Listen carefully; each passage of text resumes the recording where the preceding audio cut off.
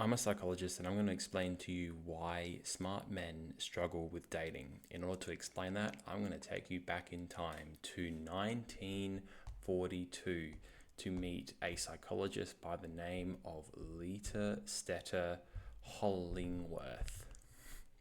So, Lita is a psychologist from 1942 that studied gifted children in the classroom. She wanted to understand what kind of troubles they have and why they have it.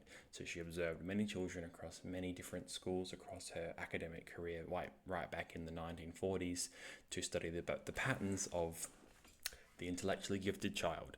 Now, I really think that if I scroll down here to there's this one particular section here in one of her papers, or this is a recount of one of her papers from 1930 actually, that I think really encapsulates it. And I'm going to read a little bit on from here, and this will really encapsulate it. So this is her interviewing a boy with an IQ of 187. So if you're wanting to know what that means, that's basically really, really, really high. There would probably, out of 100 people, there would only be one person roughly with this intelligence level. This is extraordinarily high. So let's read this paragraph here.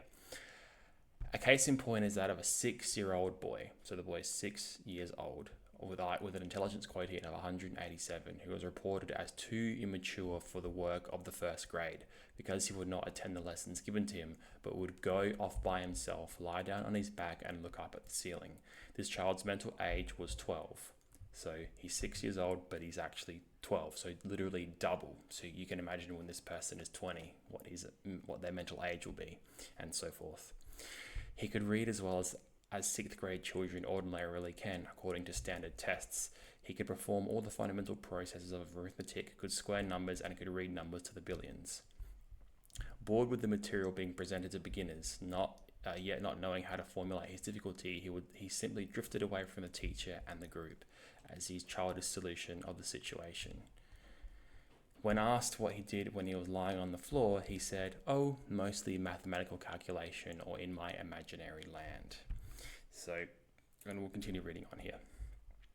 Placing highly gifted children with students 3 or 4 grades more advanced in order to meet their intellectual needs created even more serious problems. They were too small for the seats, could not write rapidly enough, were unable to participate with their classmates in athletic activities, and were out of depth socially and emotionally, and were more likely to be treated as babies.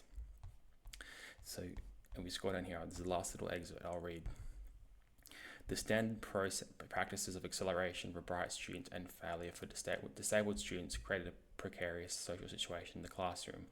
The age span in a typical classroom was often 4 to 5 years in 1931, with the older, physically more developed students envious of the younger, physically smaller accelerates. Gifted children were terrorized in these situations and had no idea how to cope with or escape from the class bullies, with whom they could not compete with in size or strength. So let me explain what all of this kind of means. What Lita found, and other psychologists found, was that these children, their brains developed so rapidly that they had to be accelerated into a different year level, even 1 or 2 year levels above their current year level. Problem is, even if their brain accelerated quickly at times, their bodies didn't grow as rapidly as their brains. So you can imagine there's a person with a brain of a 12-year-old, but the body of a 6-year-old, so they're quite tiny.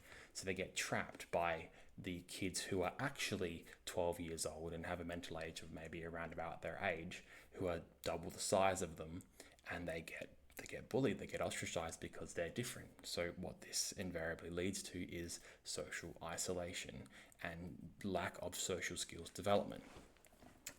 In general, according to these studies back in the day, obviously things change, but the point is, and I want to quickly share this paper with you if you wanted to understand a real research paper on this phenomenon, is because what can happen is if a person sort of underdevelops socially as a child, they might develop coping strategies such as the social isolation that some of them developed, where they would get engulfed in their imaginary worlds, or their sort of complex problem solving, like the mathematical equations boy from before, this sort of coping mechanism continues onward in life. And it's harder to develop social skills when you're a little bit older, when you're so engulfed in your coping strategies, because maybe as a child that's how you learn to survive and thrive. So how does this relate back to why do smarter men struggle with dating? Well, it's probably because they might avoid dating altogether because they just literally find the conversations boring or unstimulating, or they haven't developed the social skills as a child that has allowed them to transfer and develop in a typical fashion compared to their peers. So they just perceive ideas that are more intelligent and more complex, and they just cope by socially isolating or pursuing highly academic activities, which invariably leads them to be a little bit disconnected from society in general because they're engaging in such a high level of cognitive thinking. So this is one of the many reasons why smarter men typically struggle with dating, is they just might have not developed the social skills, or this might have developed lots of coping strategies for being bullied back in the day when they were kids. Anyway, it's a quick video. Hopefully it makes sense. Thank you for watching and subscribe for more.